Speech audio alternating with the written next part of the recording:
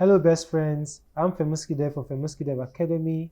In this video, I'm going to show you how to create a glass effect and also use the gradient fill in Figma. So let's dive right into it. I'm going to show you how to create something like this. It's very easy. So the first thing we'll have is to have our structure. We'll have a circle. Let me make this circle to be 120 pixels by 120 pixels. I'll also duplicate this holding control on the PC, and I'll have my rectangle on top, R, or I go to my toolbar here and I select rectangle. The shortcut key is R and I drag the rectangle here. So I need a rectangle, not a square. So this is it. So the first thing I'll be doing, let me change the color of this so you get to see them for more context. This is it. And I think we are good. So this is the color of my rectangle. These are my two circles. So if I hide this, that's the rectangle. You can see my two circles. Looking at my layer panel, you can see that I have my rectangle and I have the two circles underneath it. So let's add a gradient. So what's a gradient fill? Gradient fill is you adding more than two colors to a particular fill. So if you click on your fill section here, you have these four squares here. You can see here, if you hover on it, you can see that's a solid fill. You can change the fill to a gradient fill. You can also add images, you can add a video and Figma. And this video is just basically for those using the professional plan. So let's go back to gradients. So if I add a gradient here, you can see I have this gradient line here. So what you can do with this, you can change the position, the angle of the gradients. You can also do this. I think I love to do this way. Now, looking at what we have here, from this you can see that it's possible for me to change the color of the first color here can be changed. I can come here, I'm using a HSB color fill, and I can change the color to, let's say, this blue. Let's go to blue, and I'll move this over here. I think I like this.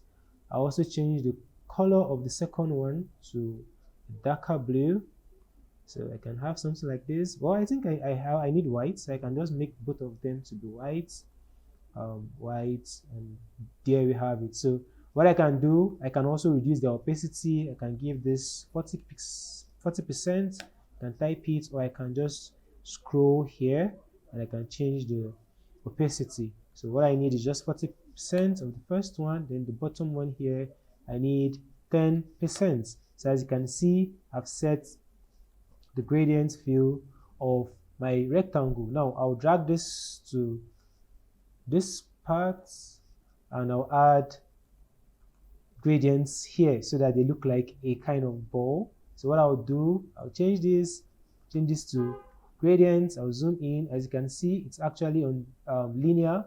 So I don't want a linear gradient. What I want is a radial gradient, a kind of circle gradient. You can see this. So if I take this up here, and this is at 100, this is at 0, so I can change it back to 100. So what I need to do is to step this down a bit. Let me take it down so I reduce both the saturation and also the brightness. So I have that blur effect. I can increase the brightness of the first one here. Or yeah, I think this is good.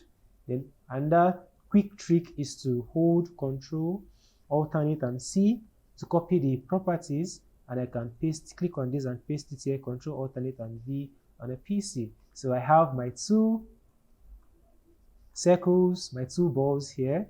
Now what I need to do is to take this and put it underneath it, right? You can see I have this, and I can also have something like this. Okay, let's change the color of these circles to something a little bit better.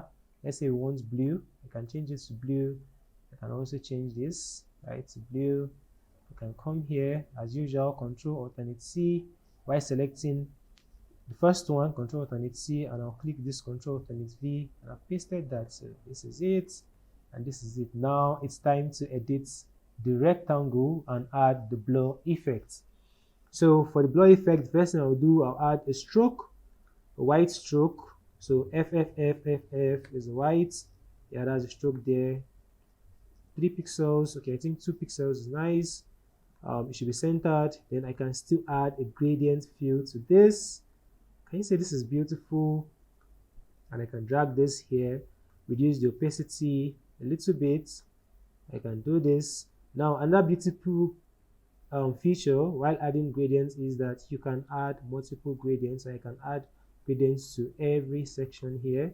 So I can still increase this. I can have it this way, and I can also reduce this. I can type in 20%. So we are good to go. And the last thing is to add your background blur effect. So I'll add it on my rectangle. I have background blur here. Now I can improve or increase the percentage depending on how much I want. So I think 20 pixels is enough, or it's too much, I can make it 12. That's 20%, 12%. So this is that. Now for you to have this feature that I have here, you can see a kind of texture and or noise feature inside. What I did was I used a plugin called the noise and texture. If I add that plugin over here, while it loads, I can increase the amount, then I add it.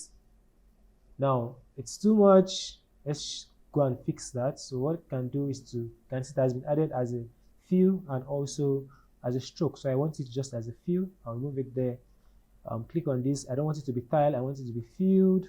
Yeah, you can see it's now better. So what I can do here is to change the image. That's to edit the filter, and I want screen. So after adding screen, I can now reduce the opacity to 20 pixels, and you can see I have that noise effect. If I want it to be more subtle, I can go down to 10 pixels, and there we have it.